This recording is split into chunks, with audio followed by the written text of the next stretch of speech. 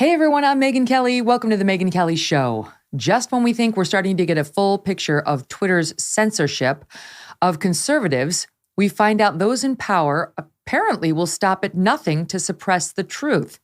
This is unbelievable. Late yesterday, journalist Matt Taibbi revealed that the number 2 lawyer at Twitter, the deputy general counsel, is the person who was vetting the so-called Twitter files without Elon Musk knowing. Now, why is that a problem? Because he's been there since 2020 and the time of the suppression of the Hunter Biden laptop story.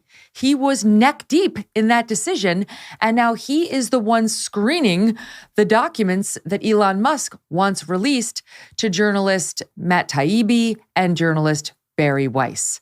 And this was not disclosed, and apparently Elon Musk didn't know it until Taibbi and Bari Weiss were saying, hey, it's kind of slow going. We're not really getting the documents that you wanted us to have. Can we dig a little deeper? And Bari Weiss asked, hey, who's in charge of the screening? And the answer was Jim. Some no name over at Twitter was like, it's Jim.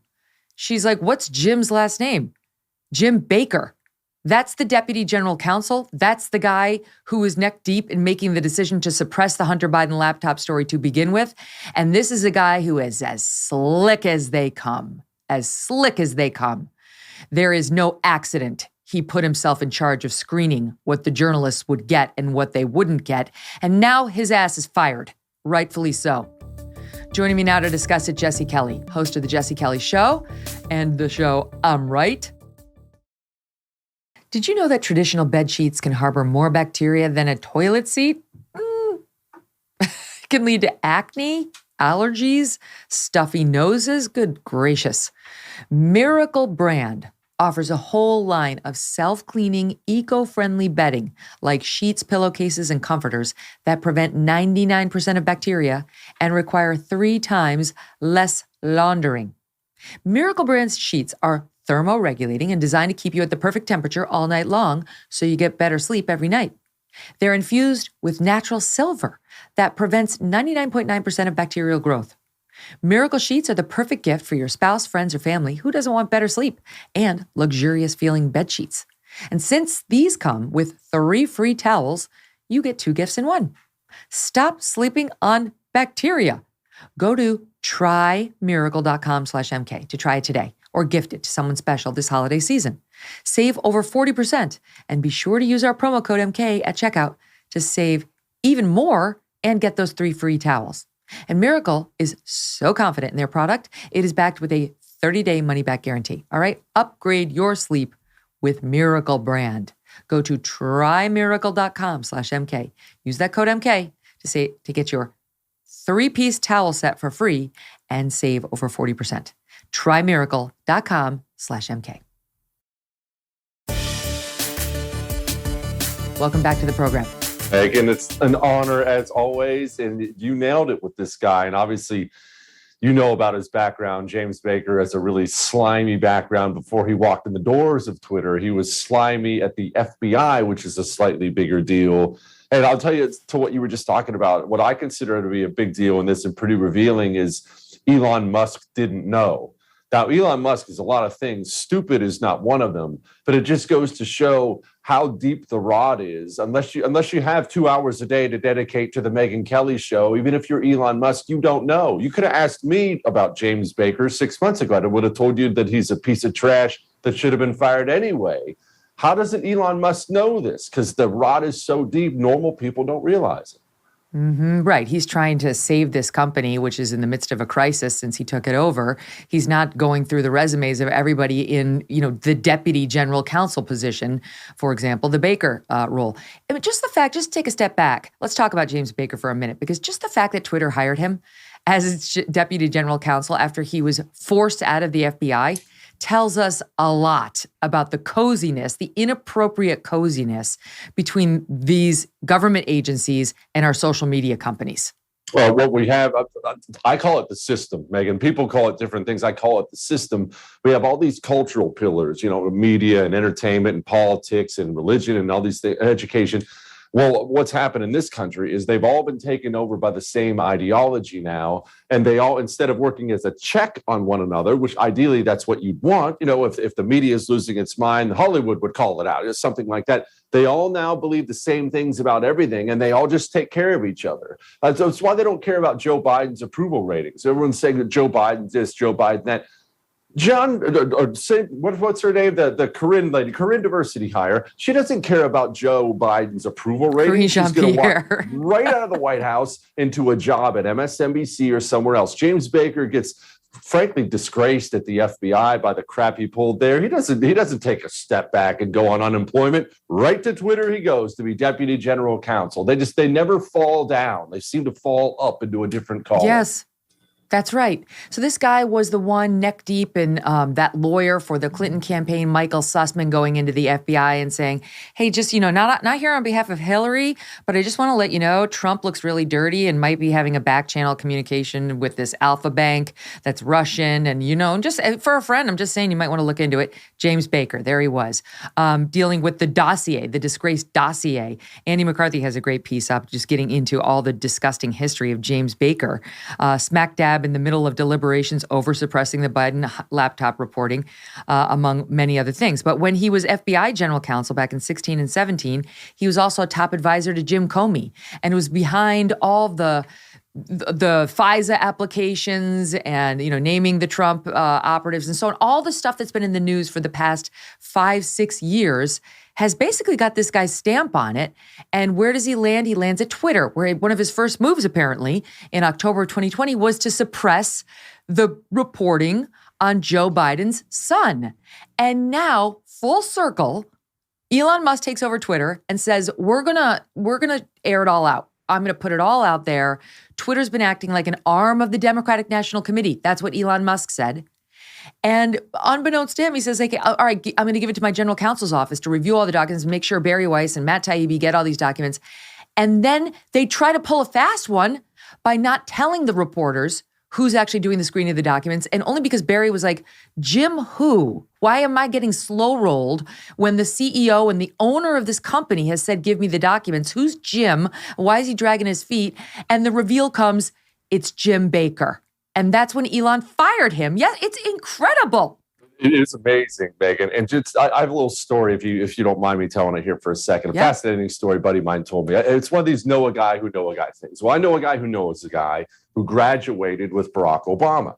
And we're talking, Harvard here. So when you're graduating Harvard, not that I will ever understand, that's more your world than my idiot world. But when you're graduating Harvard, I went to Syracuse, babe. well, when you're the type of person who could, I wouldn't be able to get through class one. But if you graduate Harvard, what are you thinking? I'm going to go take over this industry. I'm going to be a captain of this industry. I'm going to be, if you're a lawyer, hey, I'm going to go work at this prestigious law firm and bill somebody for $2,000 an hour. And they're having a discussion post-graduation with what they're going to do. And they're all doing that king of the world thing. And he asked Barack Obama what he was going to do. And Barack Obama told him, clear back then, he told him, I'm going to go be a community organizer. And they all pointed at him and basically laughed at him to his face. What an idiot, what a loser, all this time, and you're going to be a community organizer. But Barack Obama understood, all these people, James Baker, all of them, they all understood that the most important thing is to become a gatekeeper, to find the choke points of everything and learn to control that choke point, and then you control everything. You don't have to take over everything if you're James Baker and you want to politic on behalf of the Democrats. You have to get to the right position at the FBI that will allow you to do that. And then when you leave that position, you don't have to take over all of Twitter. You actually saw in that reveal, a lot of Twitter executives, when they suppressed the story, were saying, I don't think we can do this. Is this okay? But it didn't matter because he found the choke point. The dirty ones always find the choke points, and that's what they do. They've done it all over the society. They're probably doing it in your hometown right now, whoever's watching. Well, that's the thing, because now we've seen how embarrassing the behavior was at Twitter. They were like, suppress, this is it, let's get it down. You got a couple people who are like, I don't know, this kind of seems like maybe we shouldn't do it. And everybody was like, no, we're doing it. But there's a bigger story, of course, and that is why.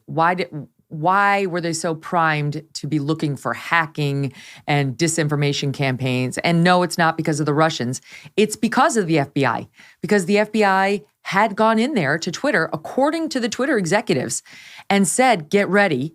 We expect, same as they did at Facebook, we expect you may likely receive disinformation, Russian-born, about, in particular, Joe Biden and potentially Hunter Biden. And the reason that's so disgusting, right? Because I understand, there's no question the Russians did push out disinformation in the 2016 election. They did. That's been documented. But so you might say, okay, well, the FBI should be alerting people. We don't want the Russians messing with our elections. You know, win or lose, we don't want the Russians calling the shots. But the thing is, they did that with Twitter and Facebook and who knows what other social media companies when the FBI had the Hunter Biden laptop in its possession. They'd already been given the laptop by the legally blind computer repairman back in 2019. And these warnings were going out after that.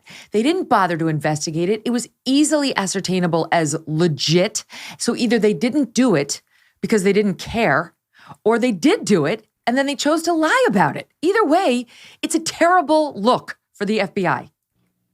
More than a terrible look, Megyn, it's frightening. I mean, it's not like an outrageous story.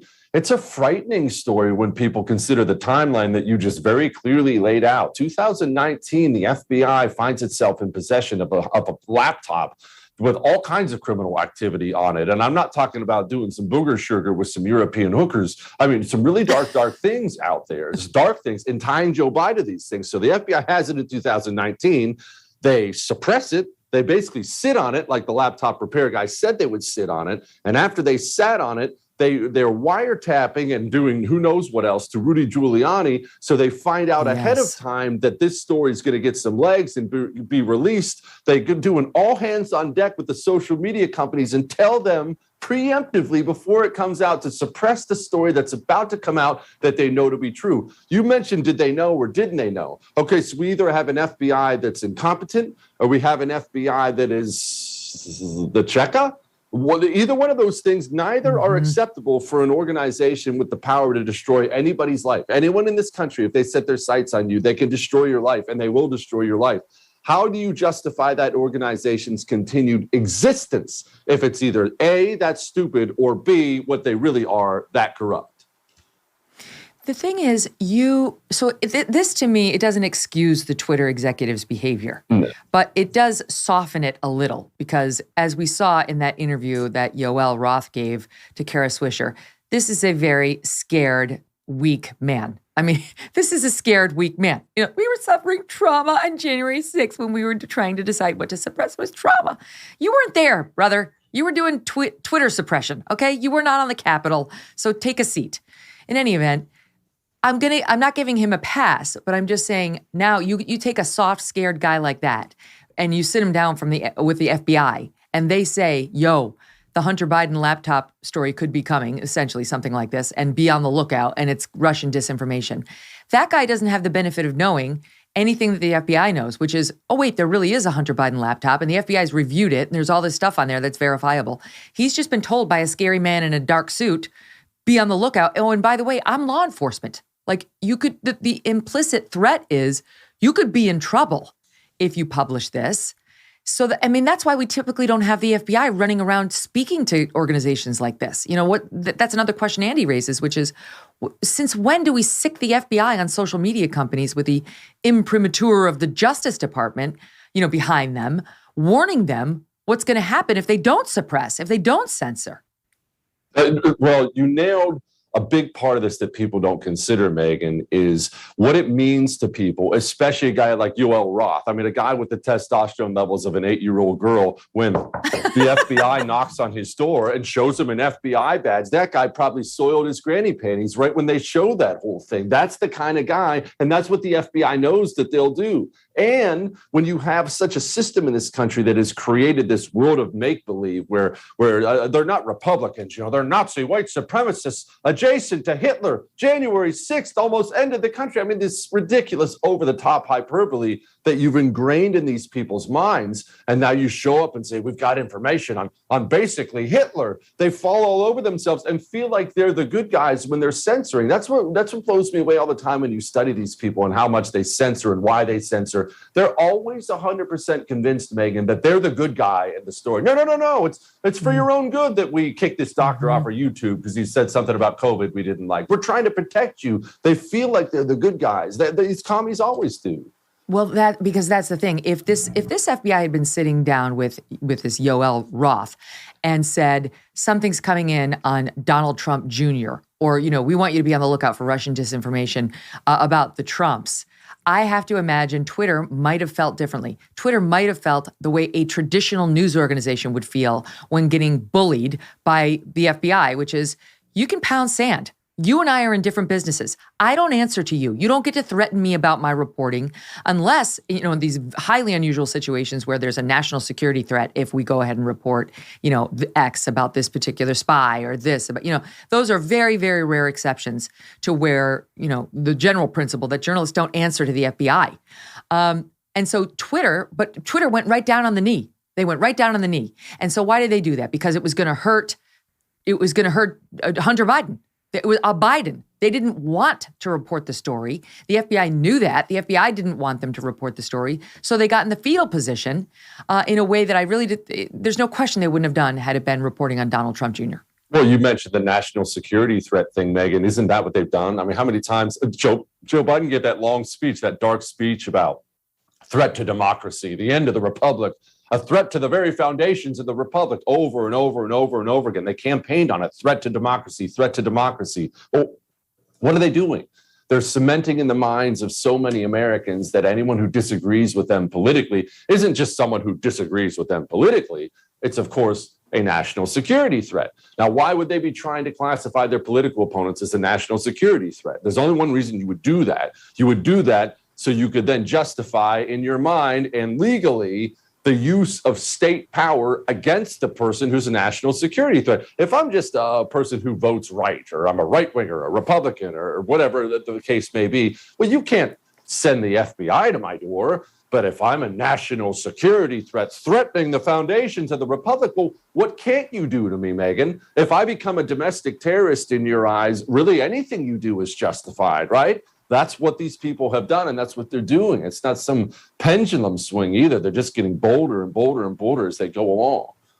Well, and the other thing about Twitter is by 2020, when they were getting this warning, we understood the FBI had, to be charitable, a very checkered past few years when it came to getting involved inappropriately in politics and misrepresenting facts that could be potentially harmful to Trump and helpful to his opponents, right? And so, I mean, any normal sentient human being might have said, I'm going to have to put a big old asterisk on what the FBI is telling me, and I better run this down through a couple of different channels so I can make sure I'm not doing the wrong thing here, right? We'd already been through an impeachment. We understood what they had done with the FISA courts, with all the bullshit, with the Russiagate, and yet there was absolutely no skepticism by the folks on the Twitter receiving end. And then the final capper, the person making the ultimate decisions over there happens to have come to Twitter from the FBI. I mean, it's just like a perfect storm. Well, that's the thing, Megyn. I guess I'll push back on that a little bit. Is we think, any normal person looking at what the FBI had done would start questioning the FBI. But I think we have to acknowledge, how many people sit down? There are lots and lots of them, and they listen to the Megyn Kelly Show for 2 hours a day, or watch it 2 hours a day. That person doesn't understand how uniquely informed they are. They think, oh, it's just something I do. I listen at work. I listen when I work out. No, you don't understand. You're in the 1 or 2% of the most informed people in the United States of America. Most people don't think of the FBI as the Democrats' enforcement arm. When you tell people, you really can't trust the FDA anymore, they look at you like, okay, weirdo, take the tinfoil off your head. What are you talking about? It's hard to convince normal people, not people like you and me and your audience, It's hard to convince normal people that every traditional institution they have previously trusted has now been infiltrated and taken over and corrupted. And they're not biased. They're not left-leaning. They're lying to your face at all times. If somebody wins a Pulitzer Prize, you should automatically assume, instead of that being the best journalist, that's the biggest liar out there. That's crazy to have to bring your normal thinking neighbor into that realm and wake him up and say, buddy, no, you don't understand. Elon Musk doesn't understand still, Megyn. Like we talked about at the beginning of the show, he was caught totally off guard by James Baker. Everyone who listens to your show has known about James Baker for how long? Anyone who listens to my show has known about him for 2 years. Elon Musk, richest guy in the world, his IQ is gigantic. No idea. Found out like yesterday. What, James Baker? It's his company. We don't understand how unique we are. Your listeners don't understand how unique they are, to their credit, but they don't. Yeah.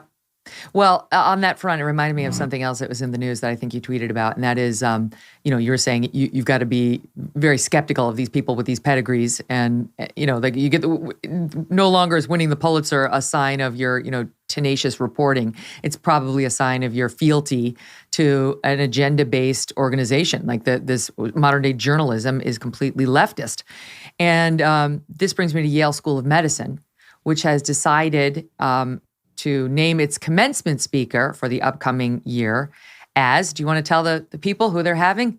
Oh, Dr. Fauci. Dr. Fauci, the guy responsible. I mean, whatever people think about lockdowns, COVID, or vaccines, it really doesn't matter at this point in time. We can argue about this all day long. Medically alone, the guy has done unending amounts of damage. And we know now from depositions he's had to give to Missouri's Attorney General that he knew masks were stupid and ridiculous and didn't work. That's not me saying that. That's in the deposition. We had the documentation. Yep. He's texting and emailing with friends. Don't wear the mask. That's stupid. And then he's going on television and he's driving teenage anxiety through the roof, teenage girls, suicides up 51%. The medical harm this guy did, medical harm to this country, is unending.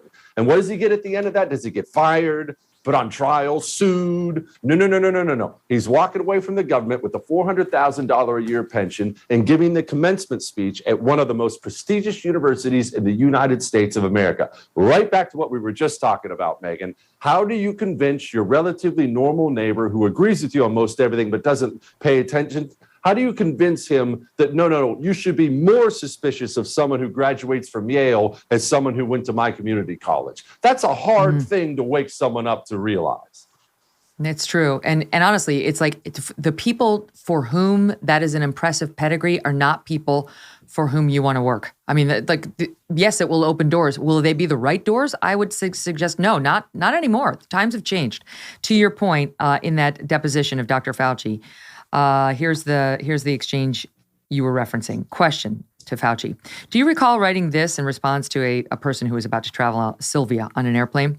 They're quoting Dr. Fauci's own email. Quote, masks are really for infected people to prevent them from spreading infection to people who are not infected, rather than protecting uninfected people from acquiring infection. The typical mask you buy in the drugstore is not really effective in keeping out virus, which is small enough to pass through material. It might, however, provide some slight benefit in keeping out gross droplets if someone coughs or sneezes on you. I do not recommend that you wear a mask, particularly since you're going to a low-risk location. Do you recall writing that? I vaguely recall talking to her about certain safety issues regarding masks. That's as much as he would say. It's right there. It's right there. And you're right. So absolutely no accountability for anything Fauci did. All of the lies he told, the bad decisions he made, the funding of the gain of function research, which suddenly he doesn't remember in the deposition. I'm really not familiar with it. You're not familiar? You're not familiar at this point? It may have caused a global pandemic. What was happening there? We'll never know, apparently, because we can't get real answers from the Chinese or from you. And you can still sit here and say, oh, I don't know. I'm not familiar. And now he's going to go be honored as the Yale commencement speaker for the future doctors of America. It's infuriating. It's infuriating, and it's honestly a little scary if you take it to this logical conclusion, Megyn, because I'm sure you have, I don't even know how many sources you must have in the medical community between doctors and nurses and hospital administrators, but I know I have a bunch, so I'm sure you have about 10 times that many. And the things they tell me about the new crops coming out of college now, the new crop of doctors, nurses, it is not good, Megyn. The things these people believe are really not good. And back to what we were just talking about, it's the most prestigious universities, Johns Hopkins, MIT, Yale, all these big shot universities that look so sexy on a resume. Wow, he must be the best. He's going to work for the best. What do you do if you live in a country where 5 years from now, you go sit down with a doctor you trust, you pay a fortune for? After all, he went to Yale. And that doctor thinks, oh, I don't know, I don't think you deserve the same level of treatment because you're white. Now, that may sound crazy. Go look at what's happening right now at the highest universities in this country and tell me, what do we do when our medical institutions are completely corrupted, just like everything else? What if the medical community was as corrupt as the American media? That shock you? It should shock you because that's where we're going, and we're going there real fast. My God. I mean, just the fact that they would honor him. I realize it's Yale. Yale's about as woke as they come. It's absolutely disgusting. This is why some judges now, some federal judges are saying, I won't hire from Yale. I'm not accepting clerks from Yale Law School. Thank goodness, right? I mean, because look, I could argue the other way, like get them in there and try to get the brainwashing off of them. But who's got time? Who's got time, right? It's like, and maybe they'll sign up for the Federalist Society if they think it can get in with this other judge. Well, they'll be exposed to other ideas besides their crazy woke leftist ones. But the point is, there has to be some sort of negative consequence to these woke young lawyers, these woke young doctors, or they're just going to keep going down that path. And it's dangerous. In medicine, it's actually dangerous. Oh, it's really dangerous, Megyn. Medicine and legal too. I mean, I don't want to change the subject on you, but the legal profession's already been, I'm not preaching to the choir here, already been tainted horribly by this leftist ideology. With these kids who are graduating places like Georgetown Law, I mean, like the top ones out there, they are full-blown nutballs. And the malfeasance we've seen recently in this country from judges. Well, guess where that kid who graduated Georgetown this year, guess where he's going to end up one day? Possibly as a judge presiding over your case. What do you think he's going to think about those memes you were sharing with a buddy on Facebook? How much of a national security threat do you think he's going to think you are? The corruption of our system, every part of our system coming up from our university system is really scary when you take it to its logical conclusion. Thank God for the Supreme Court right now. That's all I can say is that they're the last line of defense on this at the moment. All right, I'm going to take a quick break, but then I'm going to come back because I want to talk to you about what happened in Georgia last night. Herschel Walker went down and Raphael Warnock has been reelected, and now it's official that the GOP's position in the Senate is even worse than it was before the midterms. Jesse's been one of the most interesting commentators on the midterm results. I've been trying to get him on since the midterms, so this is the perfect day to have him. More with him and his thoughts on this and what it means for Republicans next. Do you ever wonder if your vitamins are actually working? Clinical studies show that Healthy Cell's new ingestible gel technology called microgel delivers maximum nutrient absorption 165% more than tablets. And it tastes great. It's hard to make vitamin liquids or gels taste good naturally, but Healthy Cell products are the best tasting pill-free supplements on the market. Go pill-free and get up to 15 pills worth of nutrients in one ultra absorption gel pack, saving you money and time and giving you effective doses. You don't have to worry about choking on those huge horse pills that everything comes in now, right? You take like a calcium or a fish oil, whatever. It's like huge. Take a single great tasting gel pack instead. You can do it at home or on the go. It's great for travel. You just mix it into drinks or blend it into smoothies, whatever. Old-fashioned tablets, capsules, and powders contain synthetic other ingredients like binding glues, gross, flow agents, fillers, and coatings that could irritate your gut. Plus, this is made in the USA. Go to healthycell.com/Megyn or just use the code Megyn, MEGYN, for 20% off your first order. So it's official. Herschel Walker lost, and he lost big. He lost, Warnock finished ahead of Walker in November by 37,000 votes. His lead right now over Walker is almost 100,000 votes, 97,000 and change. So it was a decisive victory, not particularly surprising. And, you know, it is official that the Trump-supported candidates did very poorly. J.D. Vance won in Ohio, but you could have predicted that based on most Republicans. Herschel Walker was handpicked by Trump. I don't know if you can blame it all on Trump. Herschel Walker had so many issues, but there is a question of vetting and whether he should have been chosen. And it's just been a complete disaster for the GOP in the Senate, at least this midterm election. They had such opportunity in front of them, and that opportunity was massively blown. So you had tweeted out after the disappointing to Republicans midterms, tomorrow's a new day. The fight goes on. If you're bummed, wake up and lick your wounds, then get back after it. They're never going to stop. Neither should you. So what does that look like, do you think, now in the wake of this? Well, locally is what it looks like, Megyn. And this is I talk about this all the time.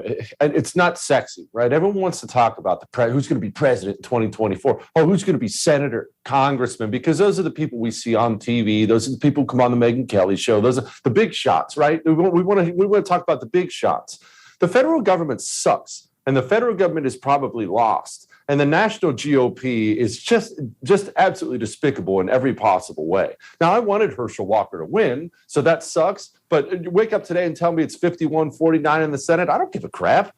But we just had 15 Republicans go over and vote with Democrats on a gun control bill. I'm supposed to be bummed out now because we don't have the Senate. We wouldn't have had the Senate if it was 51-49 Republicans, because Washington, D.C. Republicans suck and they don't stand for anything. And they're not fighting back against anything. They've always been this way, and they're just worse now than they've ever been. But locally, we have so much we can do. People don't realize how much power they have. You give them Congress and the Senate. Screw them. Go win your school board race. Go for city council. Go for county board of supervisors. The country nationally is in very, very deep trouble, and the federal government is probably beyond repair. But your local community, that's the most important part of your life. You can still win races there. You can change the culture around you, get to know your neighbor, run for local things. That's what really matters. Okay, we lost another Senate seat. Who gives a crap? It's interesting because a couple years ago, I went down and talked to Moms for Liberty in Florida.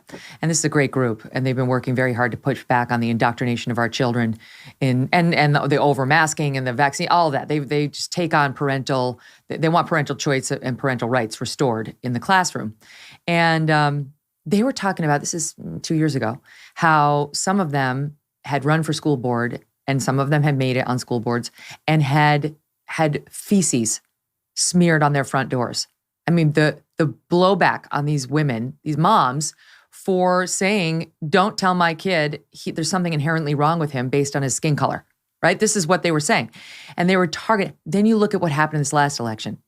And the Republicans won every single school board that they fought for. I think either all of them or like all of them minus 2 or 3. I mean, thanks to Ron DeSantis and his coattails in part, but also thanks to their hard work that they'd been doing community by community. And that really is going to change the lives of these school children in Florida more than anything else. It's going to change the country, Megyn. I mean, this is the communists didn't take over this daggone country from Washington, D.C. That's all we see now. It's just what we see on television. They took over the country starting with the education of our children. It is the most important thing in the nation. And it's hard to convince someone that, hey, they wake up in the morning and they look at the news and they think, oh, it's terrible. What do I do? It's hard to convince that person your local school board race is actually how you save that country you're worried about. 'Cause it doesn't seem that way. It seems, well, that's not a big solution.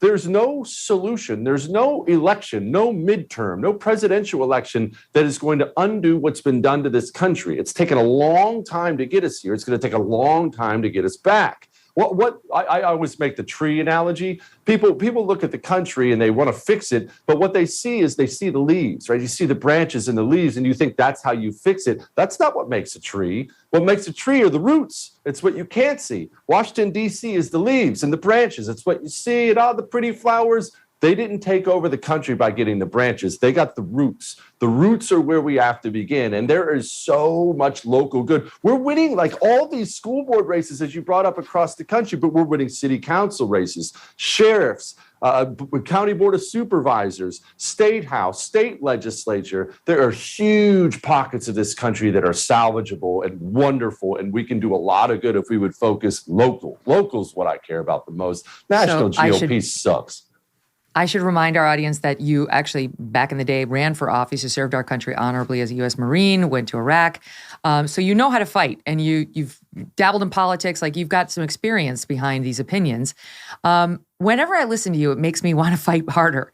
And it's a good counter to my natural inclination, which is, I'm fine with fighting, but I'm softer hearted. I think than my Kelly brother. We must be related. We've talked about it before. We don't know. But in any event, sometimes I listen to you and I'm like, you know what? He's got a point. Because I'm like, well, we should try to be tolerant. We should say pronouns, but then we should fight against child mutilation, that kind of thing. But you're kind of like, MK, like, pump the brakes, because you know what tolerance gets you in dealing with these people who are trying to destroy our way of living, who don't want you to be in charge of what happens to your kid and so on. And I thought of you, Jesse, when this soundbite was making the rounds on Twitter, courtesy of Libs of TikTok, and I was like, Jesse Kelly is right. He's right again. Watch this. This is where the pronoun thing is going.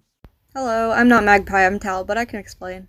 So Magpie's pronoun set is it, bug, dirt, they, right? It and they are used normally. So its name is Magpie, the sweater belongs to it, and it was going by itself. And then their name is Magpie, this belongs to them, they were going by themselves. For Bug, it would be Bug's name is Magpie, the sweater belongs to Bug, Bug was going by Bug's self. And then for Dirt, it would be Dirt is Magpie, the sweater belongs to Dirt, Dirt was going by Dirt's self. You can use these interchangeably in a sentence, you can use just one of them, or you can use different ones at different times. Hope this helps. I hope this helps explain the new pronouns Bug and Dirt, and how we have to use those now instead of just she, he, they. There's no end.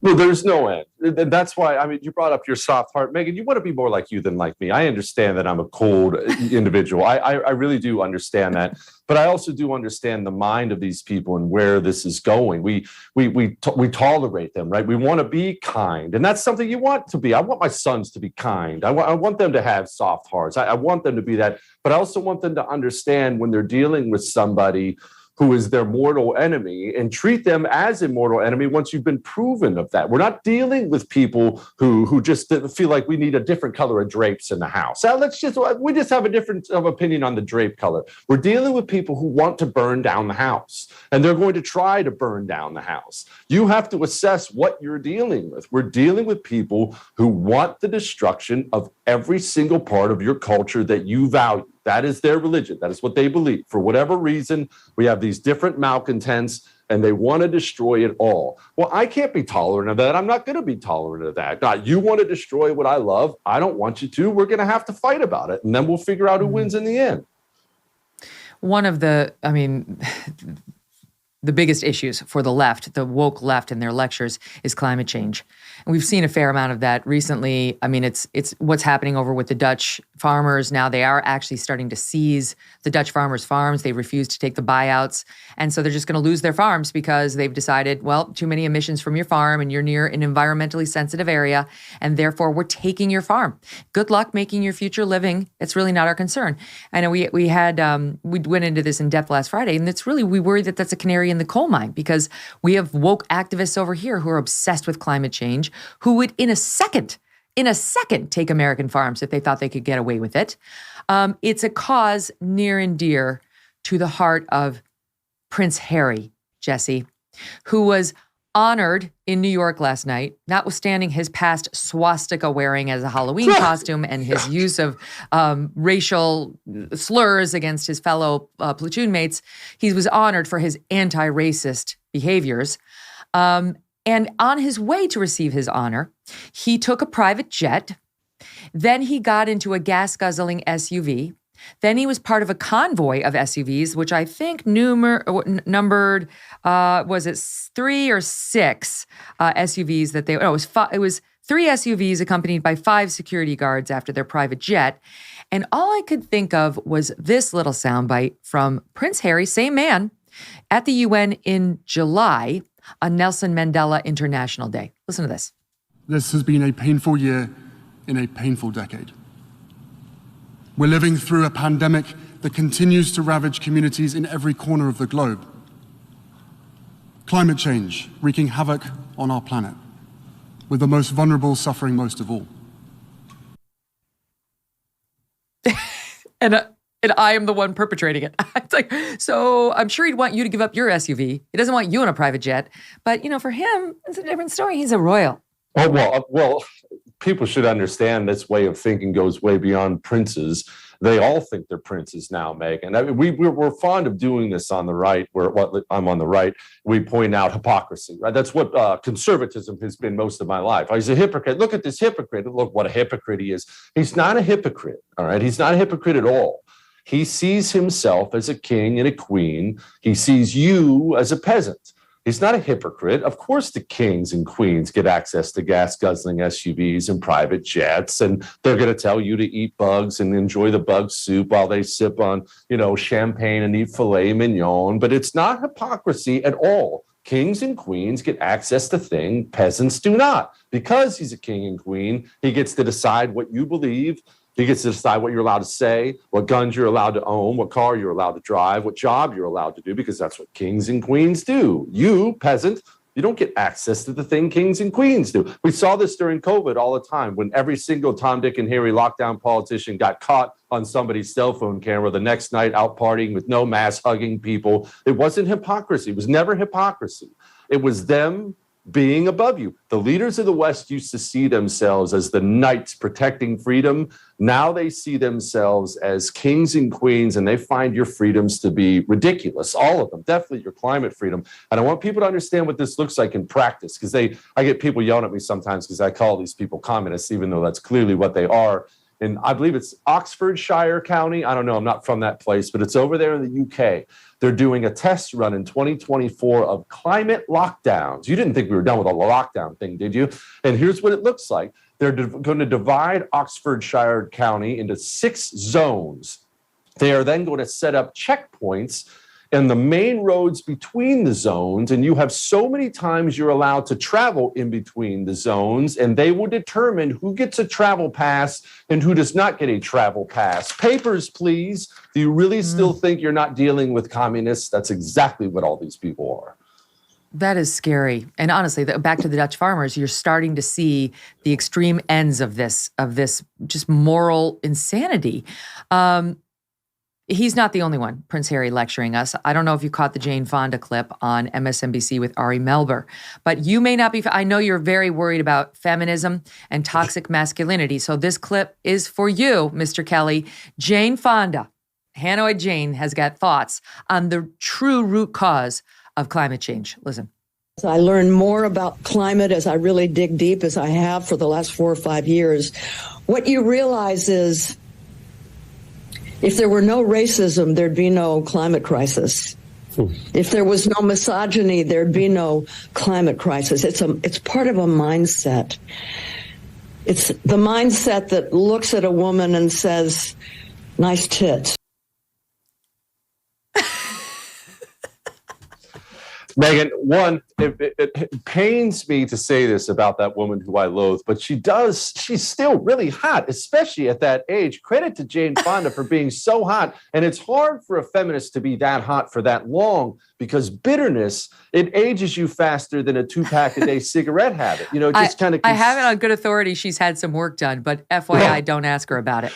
You know what? Oh, I'm shocked because her cheeks don't move anymore. But still, I mean, credit to Jane Fonda for that. But everything, I'm actually glad she brought that up. It goes back to something I talk about a lot, how we think about these different branches of the American left, American communists, what I call them, but we think about the feminists, right? We think about the feminists and the civil rights hustlers and the LGBTQ and that's the mob and the climate change people. And we think about them as if they're different, as if they're definitely different. They're definitely separate. No, these people just care about the planet. And these people want women's rights. And they're not separate at all. There's a reason they seem separate, yet they always end up working together and working with one another because they're not separate.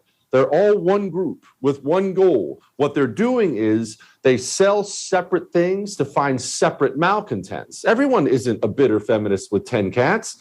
Some people are, but that's a way to bring you into the communist fold. So they go out and say, hey, we'll sell you free cat litter. Just come join us. And then the cat ladies, the feminists come on inside. Everyone isn't concerned about the planet warming or cooling. Who can track what they tell you it's doing nowadays? But some people are. So you tell them, hey, we'll fix it. You bring into the fold. It's just the old group of malcontents. That's all communism is, brought into the big tent. And they're all told, just give me power and I'll punish the people you blame for your problems. There it is. You know, on the subject of Meghan and Harry last night, they got up there, they got this ridiculous award. I mean, truly, like, what have they done to fight racism? I mean, she basically gave an interview to Oprah. So, okay. But she had an interesting remark that it was just, of course, once again, clueless. She talked about how this is the beginning. She was quoting RFK, the original. RFK Jr. was like, what the hell are the Kennedys honoring these losers for? He goes, the only upside is it's better than their honoree last year or the year before, which was Fauci. But in any event, it's the other Kennedys. It's his sister, another child of RFK, the OG. And she says, this is the beginning. This is just the beginning of their work on anti-racism, and talked about sweeping down the walls of oppression. Sweeping down the mightiest walls of oppression, quoting RFK. Jesse, they're oppressed? Are they oppressed? Of course she speaks of herself, which we can tell from her trailer and her movie and so on. The fact that you've got an actual prince and a duchess up there saying how they are the ones who are going to fight the walls of oppression. And by that, they just mean the mean royal family that didn't give them everything they wanted in their castle. We've really jumped the shark. Well, it's our culture now today, Megyn. Isn't it so sad to watch victim actually be the highest status one can achieve? You see this over and over and over again. It's so bizarre to me. I guess it's just because I was raised differently, overcome, don't whine, don't complain. You go make it happen. You go succeed. That is what you want, success. You go work hard for it. And in our culture now, we're so twisted up and backwards that we have these people that are success stories, both princes and Americans all over the place. Like the success story you could possibly, it's the greatest success ever. LeBron James, the greatest example of this.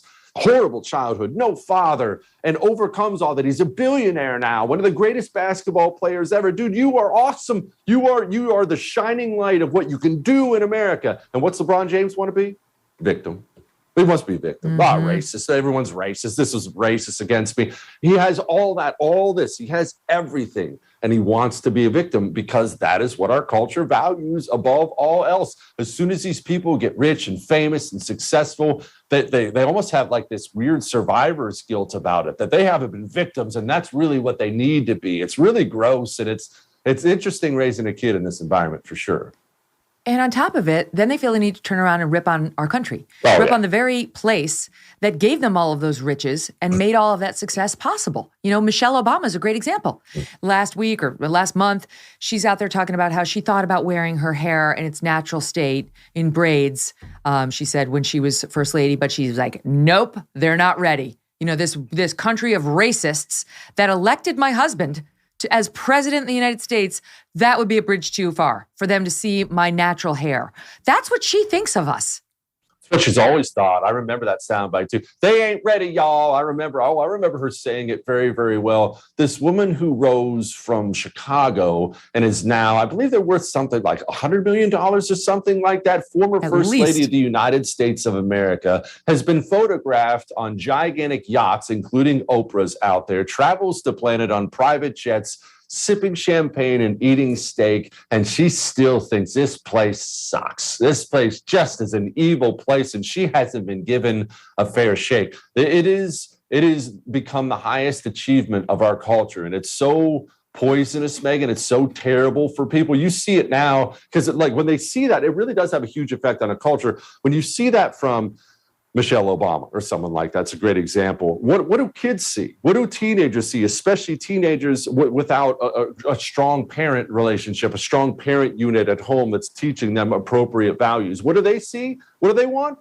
They want to be victims too. It's their ultimate goal in life. It's really terrible for us. Oh my God. Wait, I've just got to get this in. Did you see, I feel like you might have tweeted about this, Shark Week? Somebody did a study on all the years of Shark Week and determined that it's too white not the sharks, not like, we need less great whites. They need less whites on Shark Week programming and too many guys named Mike. I'm like, this has to be a joke. Is this a troll? Did this actually happen?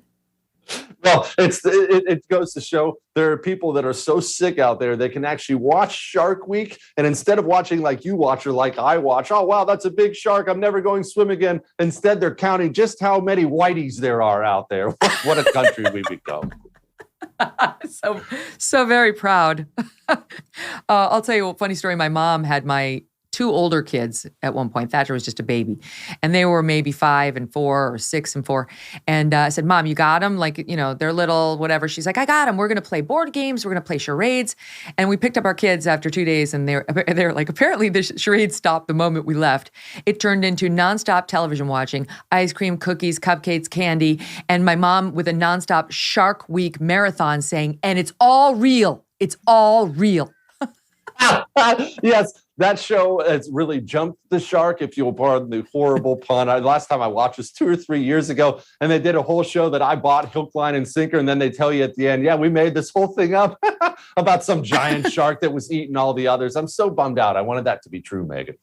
I'm just saying, like my mom, that's how we Kellys are raised. They scare the living daylights out of you at a very young age. Get them trained early. It's a tough world, and you got to toughen up. Jesse Kelly, always a pleasure. Great to see you. See you, Megyn. All right, when we come back, our pal Buck Sexton joins us.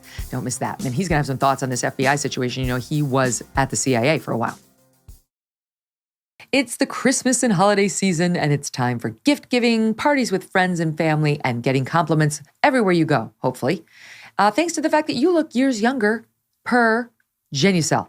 Genucel's got you, ladies and men. It's not just for the ladies. Millions of Americans love Genucel's products. And from now until Christmas, Genucel's most popular package, all their best stuff, is 70% off at Genucel.com. Treat yourself and a loved one to the absolute best skincare in the world. See those troubling forehead wrinkles, fine lines, skin redness, pesky bags and puffiness, and yes, even a sagging jawline disappear right before your eyes with Genucel's most popular collection. With its immediate effects product, you will see results in less than 12 hours, guaranteed, or your money back. And included in every one of their most popular packages is your free hyaluronic acid serum for skin hydration that will restore your youthful appearance. Go to Genucel.com/MK now. Enter my special promo code MK for an additional 10% off your entire order. Every order today, instantly upgraded to free express shipping, so you'll get it soon.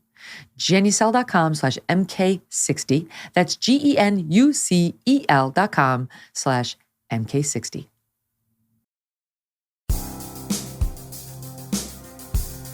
Well, Time Magazine has named its Person of the Year.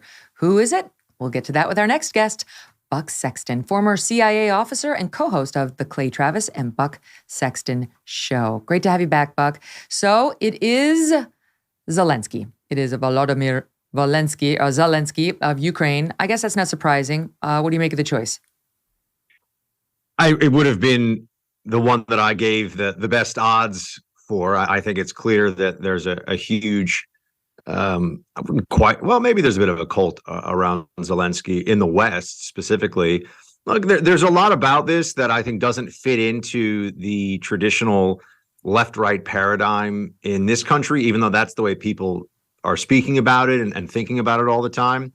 I feel like anytime anyone says it's complicated or there's nuance, they get booed by everybody these days, but there really are in terms of what our interests are, where I think our interests coincide very much with Ukraine, where things go too far. And it's just turned into, for a lot of people, particularly a lot of Democrats, you put up 5 Ukraine flags, you triple mask, and you get to think you're a better person than everybody else. Could they even find Donetsk on a map? No, but who cares? Right. Good point. Well, at least it's not Liz Cheney, who was on the short list right next to him. I mean, can you imagine? They actually thought it might be Liz Cheney. I keep seeing these people who it's really pretty hilarious. They make this case that they're the real conservatives, that the Republican Party should turn to them. And if you just give it enough time, and usually, by the way, there's a break that occurs. It's usually has to do with Trump, but you give it enough time, and eventually they're on like MSNBC, and their only job in life, or over at CNN, is to make fun of all Republicans and talk about how Republicans are extremists on this and that, and then they've made the full switch. I think that's where Liz Cheney is. I mean, for all of her talk about principle, it really was just about Liz Cheney and the Cheney name, and you see this over and over again. So I'm glad it wasn't her. I will say that. I'm happy that Liz Cheney wasn't the one that they decided to go with. Although, also, does Time Magazine even exist beyond the Time Person of the Year at this point? I can't even remember the last time, Megyn, that I read a Time article, honestly. No. And I spend all day reading. Not even online. I agree with you. Yeah, that's what I mean. They're not. Just never even see it. So they're not in the national conversation. I will say, while we're on the subject of Liz Cheney, interesting visual. I think it was yesterday as they paid tribute to the Capitol Hill police officers who dealt with the January 6th riot. And that's fine. I can't help. I'm glad that they're paying tribute to the cops who fought the mob. I am. But to me, it's so hard to cheer this on because the people doing the honoring, the people pushing this, those Democrats, they hate cops. Who are they kidding? They couldn't have cared less when those cops took batons in the face and got shot dead during the Black Lives Matter protests.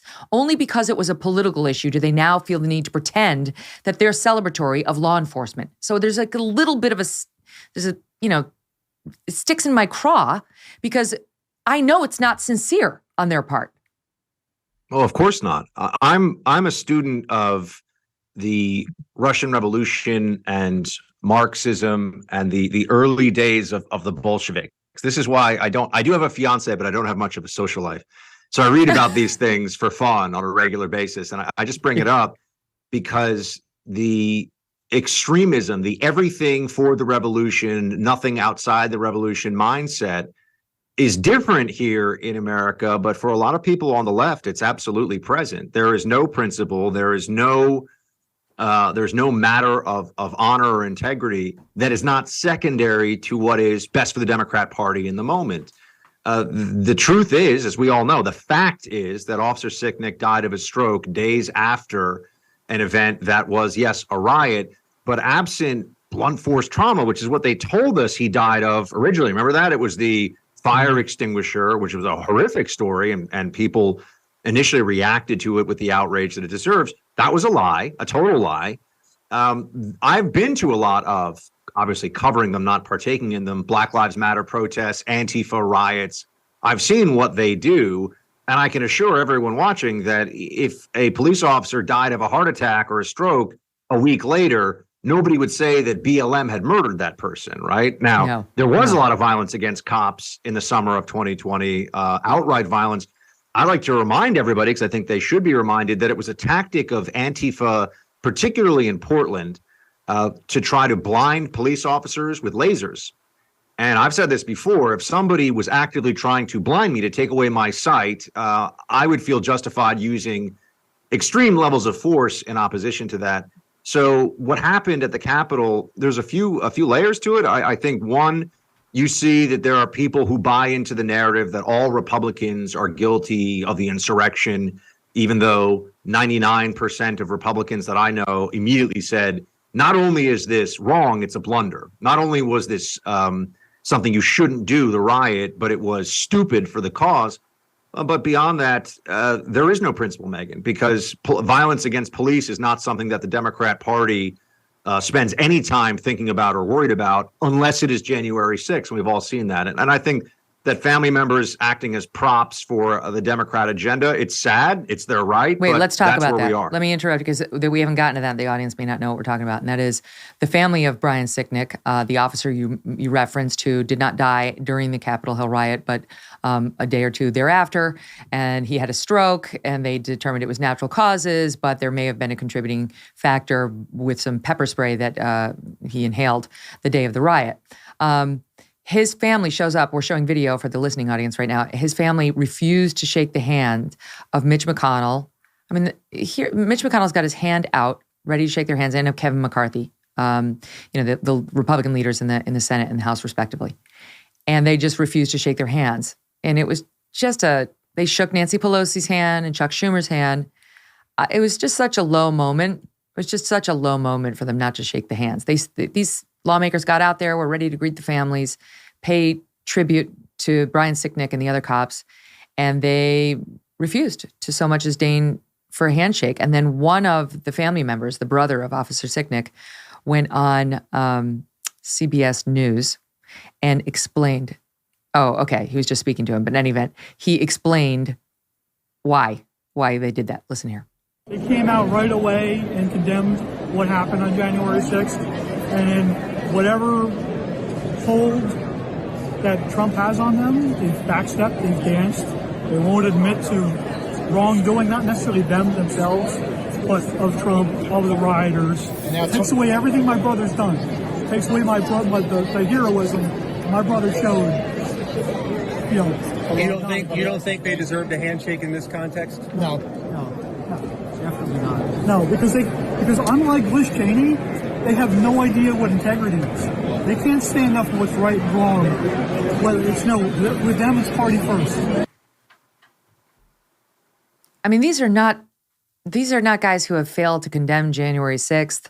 They didn't vote for Trump's impeachment, right? But he's not talking about, sort of the hardcore Trump supporters. He's talking Mitch McConnell.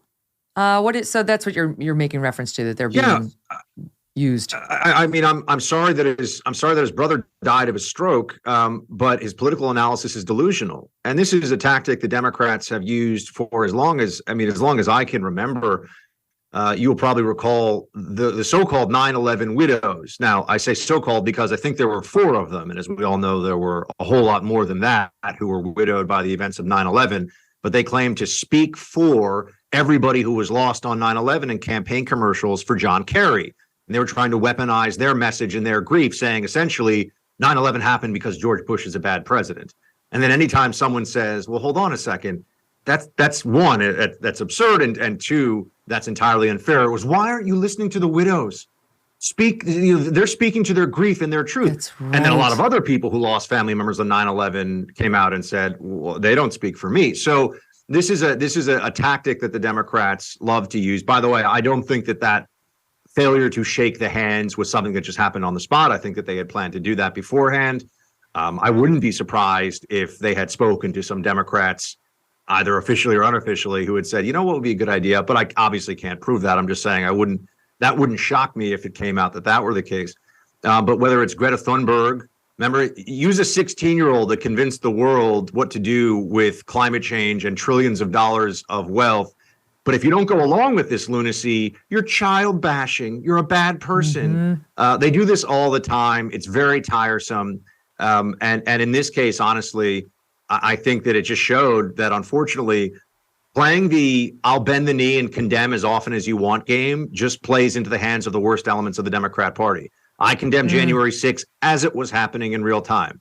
Anyone who knows anybody in the conservative movement and has any of any integrity or respect knows that it was a bad idea. It was terrible, and they condemned it. Where are the condemnations of BLM riots that lasted for months, including in my own neighborhood, that shattered store windows, injured police officers, some seriously? I think there were a couple dozen people who lost their lives in those riots overall when they tabulated it at the end. Thousands of police there's officers been no injured. Condemnation.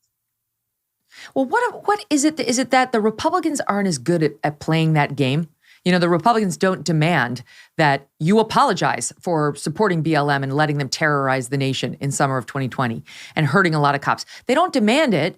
Is it that they don't know how to play the game, or is it that they don't control enough industries that run the national conversation to make that behavior a game changer? Oh, it's definitely it's a combination. The latter part, or the second part that you bring up, I think, is the more obvious one, in that they just have so many more artillery pieces to bring to the battlefield of propaganda that they can effectively flood the zone. And so even the most obtuse, absurd, or untrue messaging over time, they just have an advantage in getting people to start to believe it, and also to make people obey, or to make people respond to it, right? I mean, if you could have one person in conservative media ask a Democrat a question once, he could ignore it. Well, if 95% of journalists, because they're all Democrats, are asking a Republican the same question, it's much more likely he'll respond to it.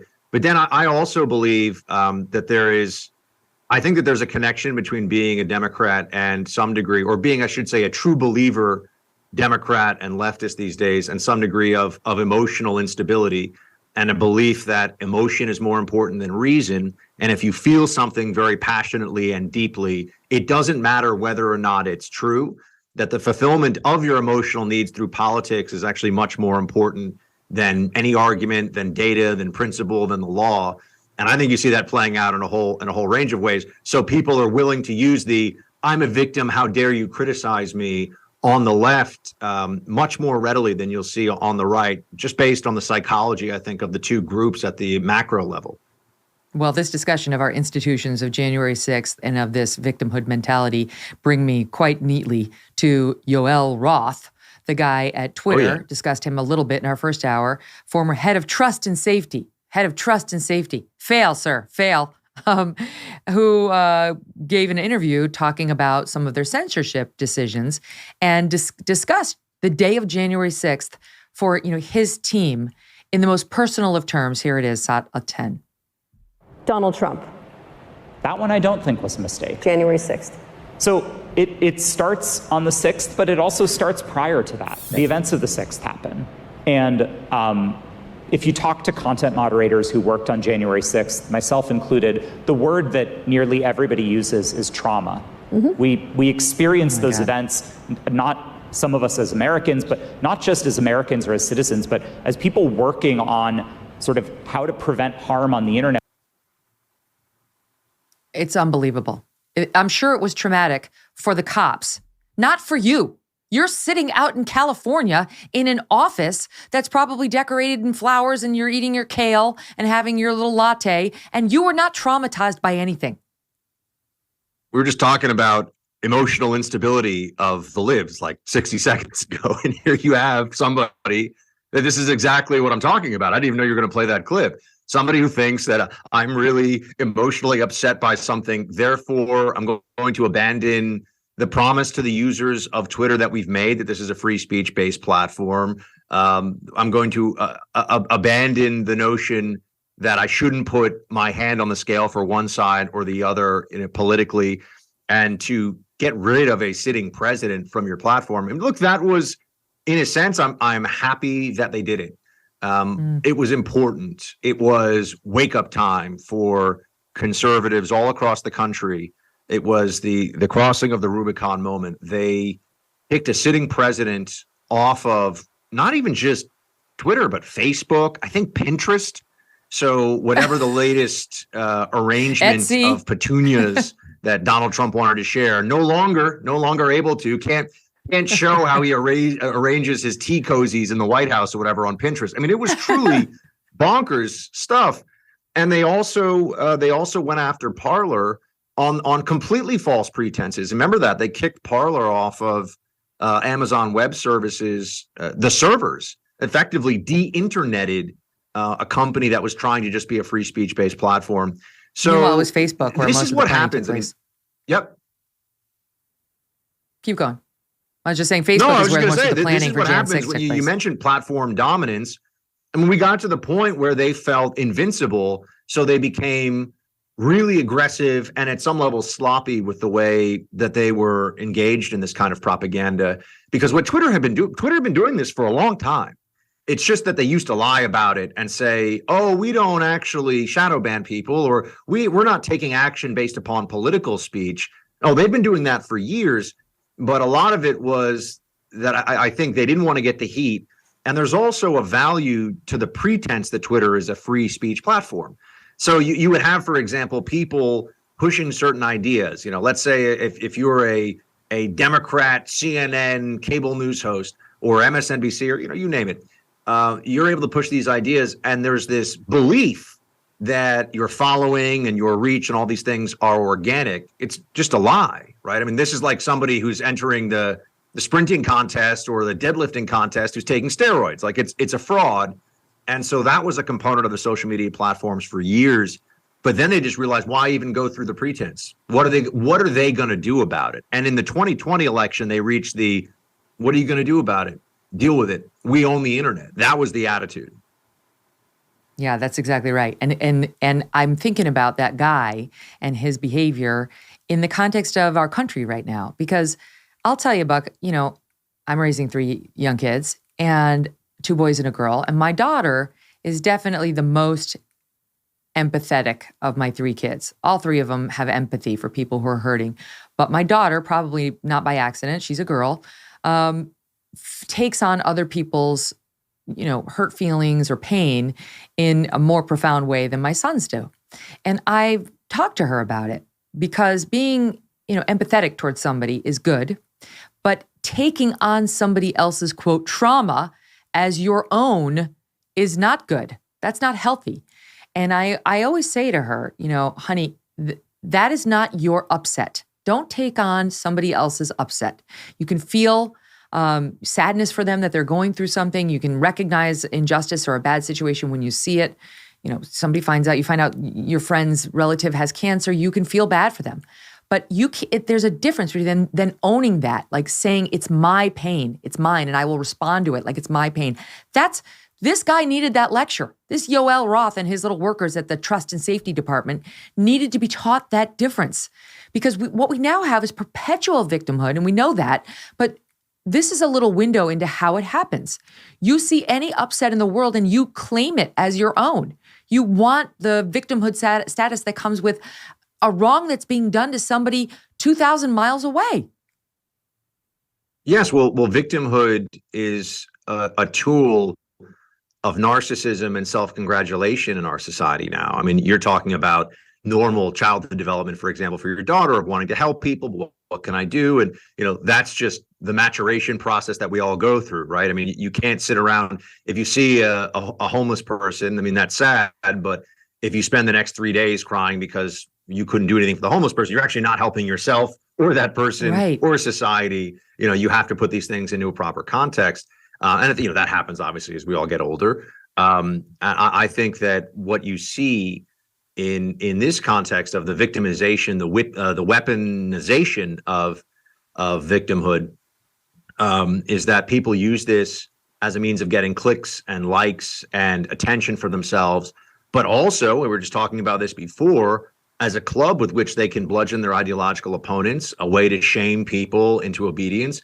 Victimhood is a form of power here. It is the taking of the virtue of the other side and using it as a weapon against them. There's a quote from Frank Herbert, who wrote Dune, which I actually think is probably the greatest sci-fi novel of all time. Actually made a pretty good movie of it recently too.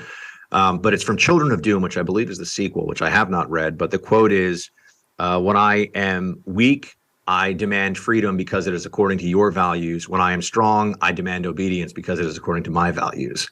Essentially using the goodness of the other side against it. And then when the other side has no choice, make them do what you want them to do. I think that is the mantra of the Democrat left writ large in America today. What do you make of James Baker and this revelation by Barry and Matt Taibbi, Barry Weiss and Matt Taibbi, that he was the guy at Twitter as the Deputy General Counsel up until yesterday, screening the documents that he was going to turn over to Barry and Matt as part of Elon's effort to clean house, to be transparent about what went down at Twitter. The same guy who was responsible for the suppression and who did all sorts of nefarious shit at the FBI was the guy who was deciding what documents would in fact be turned over to the journalists who were brought in to, let, the sunshine be the best disinfectant. Well, he wasn't too keen on their sunshine from the look of it and got the boot. But this guy is like the Where's Waldo of suppression and censorship and nefarious behavior when it comes to Donald Trump. Oh, it's hard to make this stuff up, right? I mean, first of all, when you look at what Twitter was doing with things like the Trust and Safety Committee, it is as though they read Orwell's 1984, not as a warning, but as a how-to book. They're like, maybe we should just name ideas. It the Trust and Safety Committee. That'll fool everybody. The whole thing was absolutely absurd. And I always remind people that Google's first slogan was don't be evil. It's like, aren't you a search engine and email company? Well, actually, they're a lot more powerful and a lot more than that, as we know. But there is, sometimes they doth protest too much. Sometimes you do come up against a little bit more truth than they hope to share.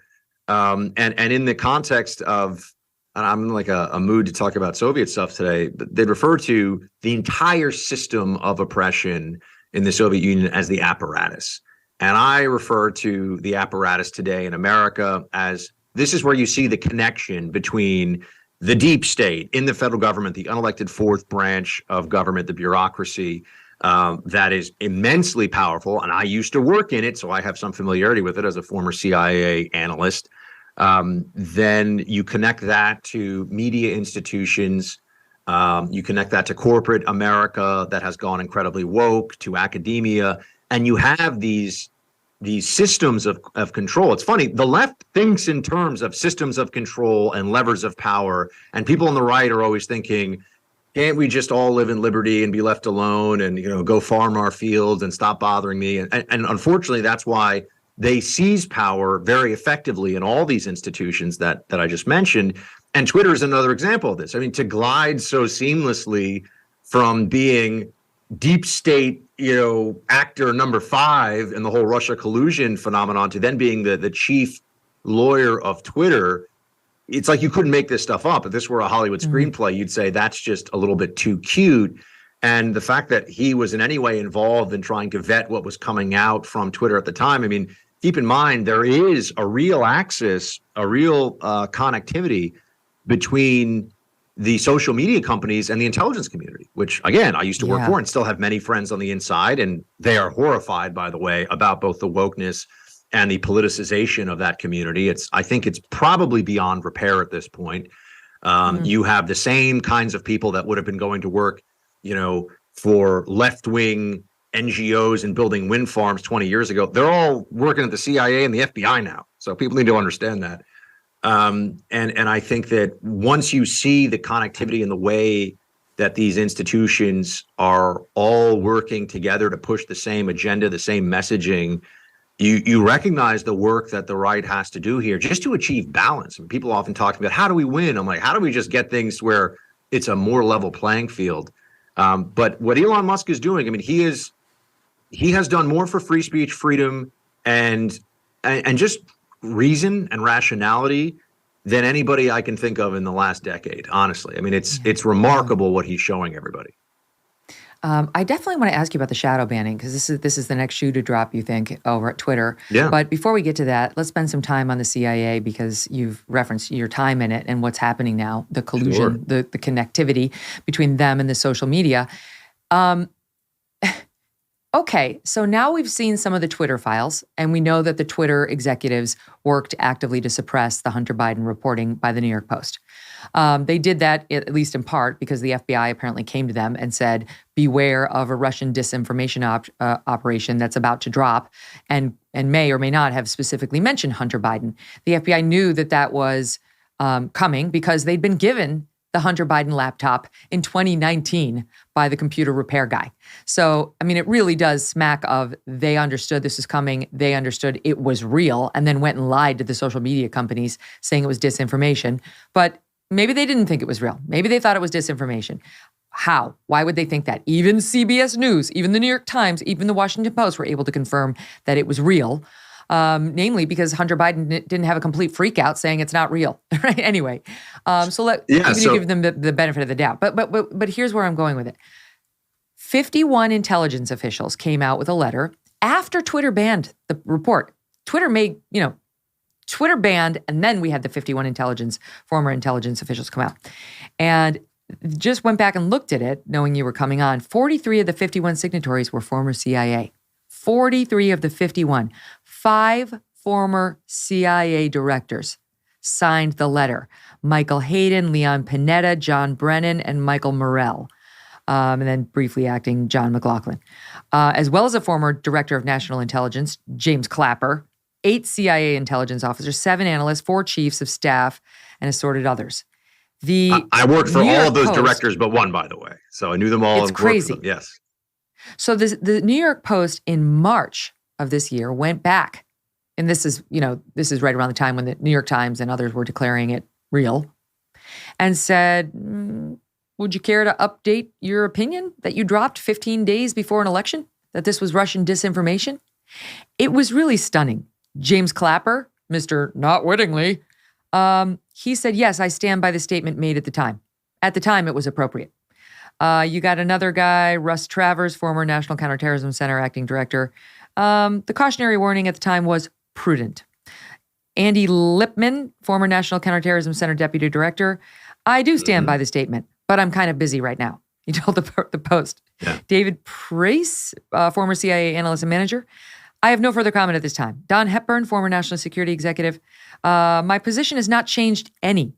I can't tell you what part is real and what part is fake, but the thesis still stands for me that it was a media influence hit job. Hello, Don. Hello, Don. You're wrong. You were wrong then. You remain wrong. And it goes on from there. It's incredible, Buck. No one, not least of which Leon and, John Brennan, all those guys, they haven't taken one step off of what they said, never mind apologize for misleading us. Right. Well, Megyn, they accomplished the mission. They get a high five. They get 5 stars. They did exactly what they were supposed to do. All of those people knew at some level, or knew entirely, all those former intelligence officials knew that they were lying.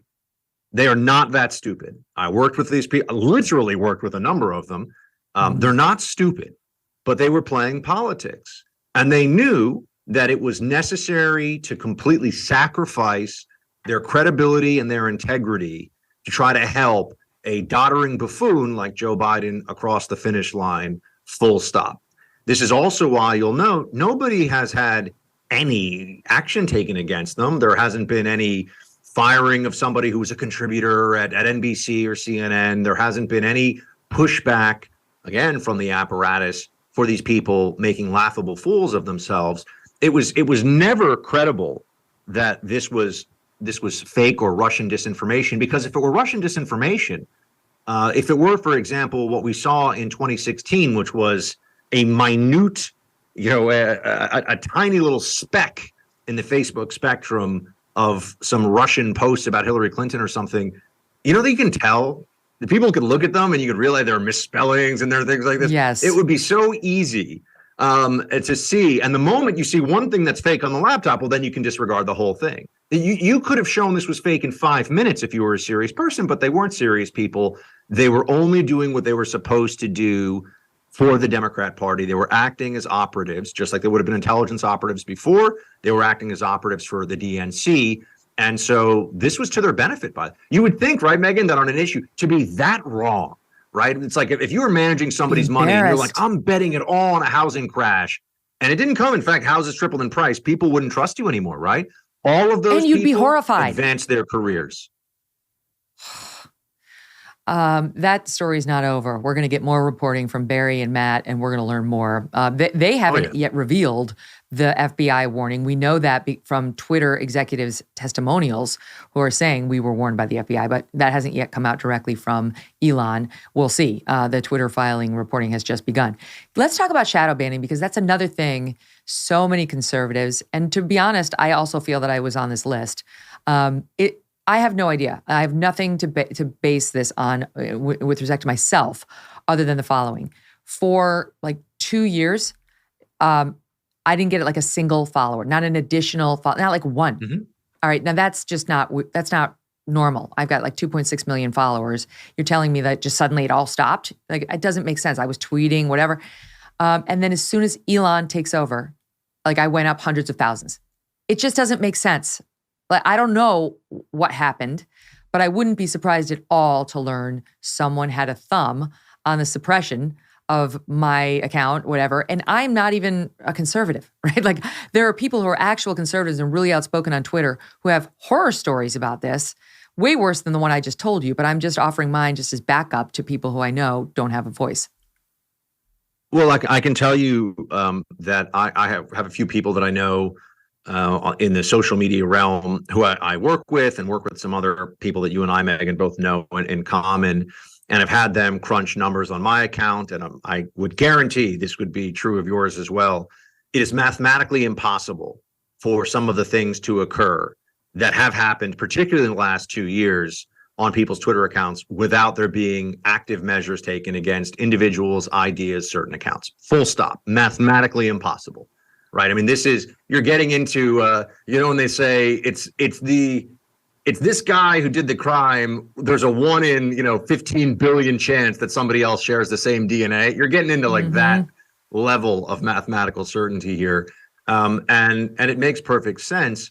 Because if they're willing to do these big things, which we know they were now, this is a matter of fact.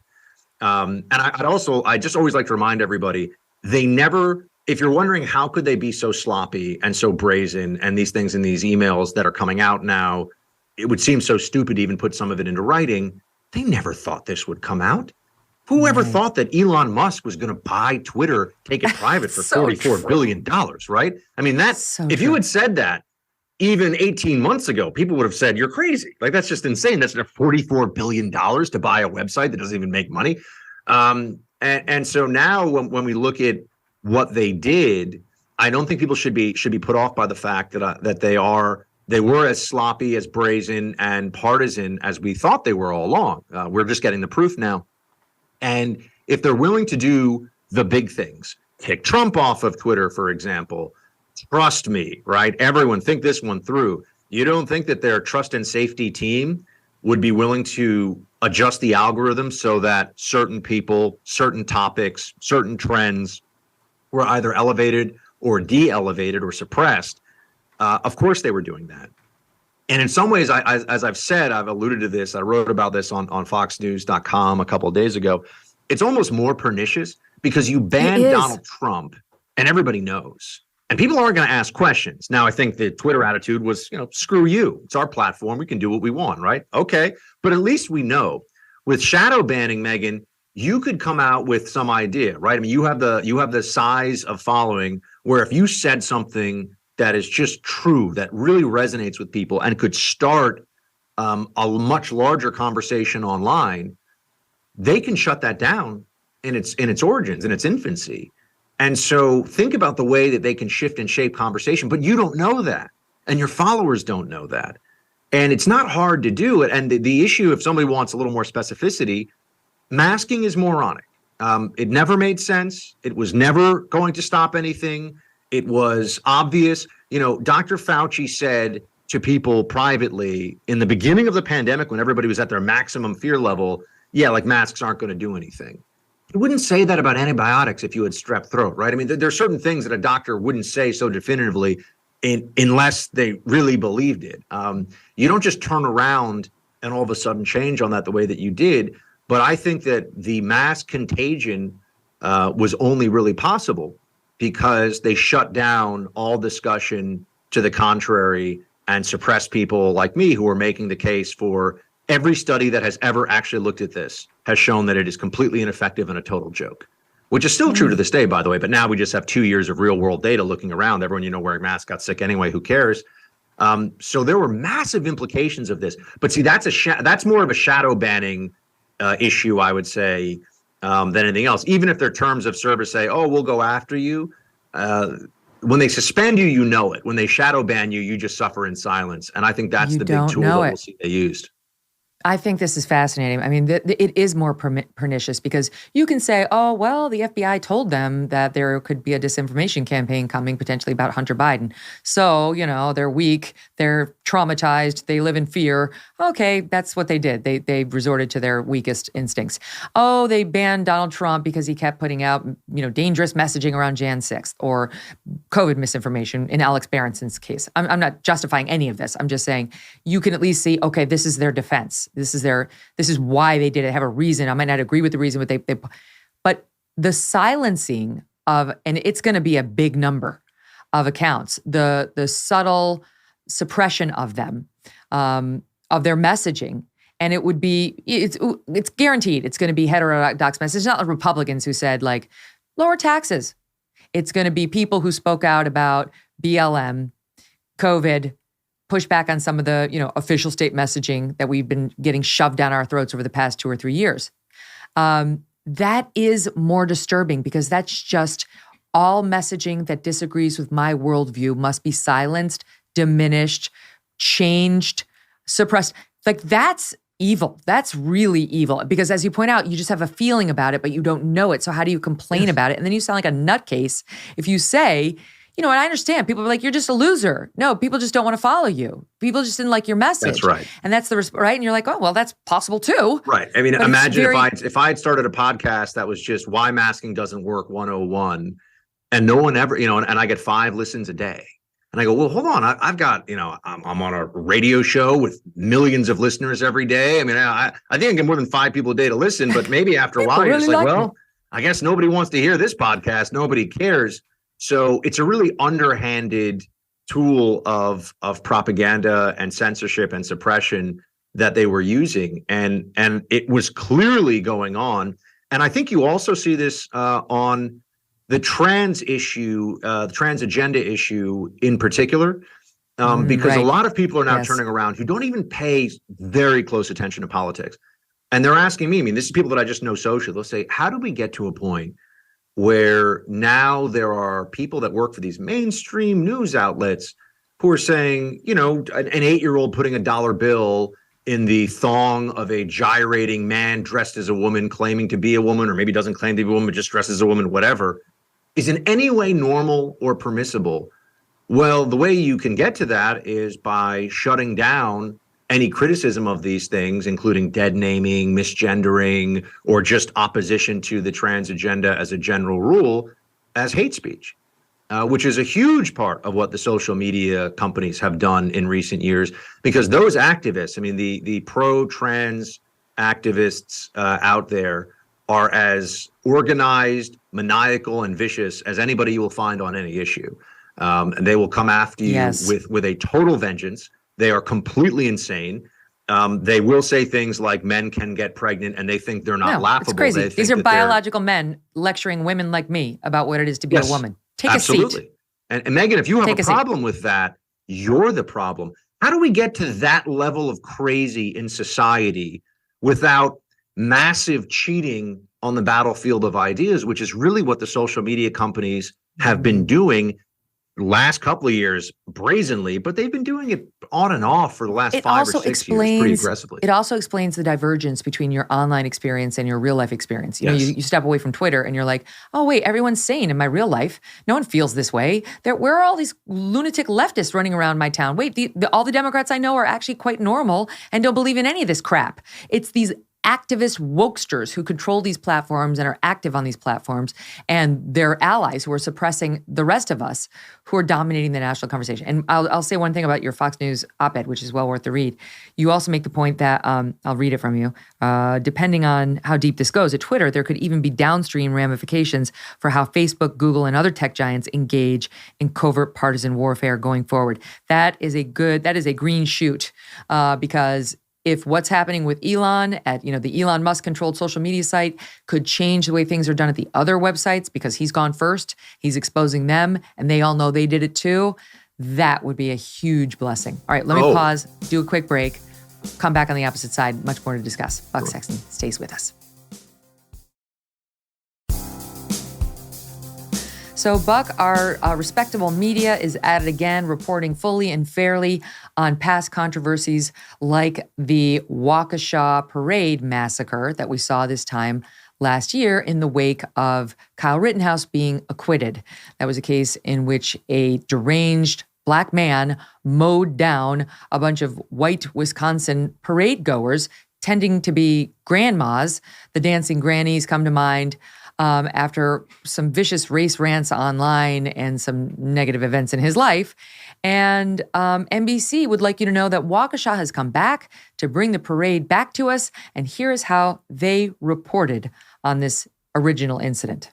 In Waukesha, Wisconsin, the town just finished marching in its annual Christmas parade. Of course, it was 1 year ago that a man drove a car into that crowd, killing 6.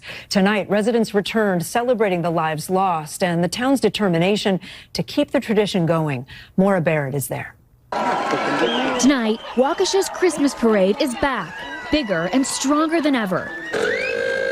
The community turning up in force 1 year after tragedy struck, when a man drove an SUV through the parade, killing 6 people and injuring dozens more. You see, he just drove the car, Buck. It was just like maybe there was a flat tire that caused him to go off the main road. It was just like an accident, potentially. You could draw that conclusion from this reporting. Oh, and by the way, the race of the man who did it and those he killed, absolutely irrelevant, which is, not exactly how NBC does it when those races are reversed in any other case. These are their rules, but they don't play by them when the narrative isn't supported. You had a black man engage in an act of domestic terrorism that was only possibly motivated based on his own online pronouncements by hatred of white people. There's never been another motivation offered up. And we were told, and this is the game the media plays, and it makes me really angry. And I actually used to go on and fight with people, believe it or not, at CNN as a terrorism analyst, because I've worked in the CIA's counterterrorism center, because they would do this thing of, well, we don't know the motive yet. We don't know and it would last 3 days, 5 days, 10 days, because if it didn't fit a political narrative that they wanted to tell that audience, they would essentially play the delay game until no one even remembers that there was an incident. That's exactly what they did in Waukesha. In that NBC report, since you and I have put out the facts, the relevant facts of this case, a mass murder at a Christmas parade, including of an 8-year-old boy. The following words, nowhere in that whole, it was like a 2-minute long segment. I watched it a few times through to make sure I wasn't missing anything. The words murder, terrorism, hate, white, black, none of that appears one time. You will not hear any of those words. You will not hear murder. You will not hear terrorism. You will not hear hate. You will not hear hate crime. You will not hear white or black mentioned in the entire piece. That's journalism for you today, folks. There you go. Unbelievable. And of course, it only applied. Be one thing if they never mention race, right? But that's not how their game is played. It's either we give fulsome descriptions of the suspect and possible motives, or we don't. But we don't do this. On the subject of crime, I saw you remarking on this, and this was heartbreaking to me too. This Home Depot worker, 83 years old, now dead. Gary Razor from Hillsborough, North Carolina, was pushed to the ground by a thief at a Home Depot. We have the video, I believe. We can take a look at it. Yeah, it's just video. Here, he's trying to stop this thief. Oh, God. And this thief shoves this 83-year-old man to the ground. It's 6 weeks ago this happened, and he has now died. His death has been ruled a homicide, which is the correct conclusion. He had worked at this Home Depot for 9 years and had been in and out of the hospital after this happened. He was trying to put an arm out to try to stop this man from rolling away a cart full of shoplifted pressure washers. The thief was clad in a Calvin Klein hoodie and a face mask and is still, as I understand it, not apprehended. More and more, what they're doing is they're not even challenging the thieves anymore. So kudos to this old man for literally risking his life. And the downside of that risk was realized. But in store after store, Buck, they're just letting the thieves take the stuff now. The Democrats have decided that theft is a social justice issue. This is just where we are, folks. And everyone needs to understand it, that confronting and punishing shoplifters is anti-social justice, anti-woke, and you can think of all the implications that they bring to that. I think the correct position on this, and I think it is the conservative position on this, rightly applied, is that we are all subject to the same laws, irrespective of race, creed, color, socioeconomic status. We all believe that we are held to the same standard. Democrats, I mean, you remember AOC famously said of people that were going in and stealing. This guy was stealing almost $1,000 worth of stuff, pressure washers. He was going to go and sell them on Amazon or eBay or something right away. So that's stealing a loaf of bread. Right. But AOC says, well, it's people stealing to feed themselves. That's a lie. When people break into Louis Vuitton stores and steal $100,000, $300,000, $500,000 of stuff, they are organized thieves. And if they're not punished, it just continues. And our cities have been turned into free-for-alls with theft and stealing because people don't want to enforce the law, because they don't like the implications that may bring to their social justice concepts. And the fact that this 83-year-old man was the only one with the backbone, the only one with the courage to stand up, and then look at what happens to him. It's a really bleak indicator of where society's going right now. I wish we were ending on a happier note, Megyn, but I know. It's so sad. His wife said she and her husband had plans to retire, travel, and meet their new grandchild for the first time before his death. I have to raise it because this is the reminder. We do need to call the police. Stealing is a crime. You have to call 911. Perhaps it's good advice not to interfere yourself because you might get hurt, you might get killed, but we need police. We need them to be fully funded. We need clerks who are willing to call the cops and understand it's not racist. Just because the perpetrator might be Black, you might be saving the lives of Black people within your store, but it doesn't matter. Crime is crime. It's dangerous, and left unchecked, it will spread and grow. Buck Sexton, always a pleasure. Great to have you on. Thanks for having me. Thanks for joining us today. Tomorrow, we've got Peter Schiff on to talk about the ongoing collapse of crypto and the SBF debacle, not to mention the state of our economy. Where are we on that? Plus, Adam Carolla is back, the one and only. So much to discuss with him. Don't miss that. In the meantime, download our show on whatever platform you get your podcasts at for free, and go to youtube.com/Megyn Kelly if you'd like to watch the show or any of our hottest clips. Thanks so much for being with us. We'll talk tomorrow.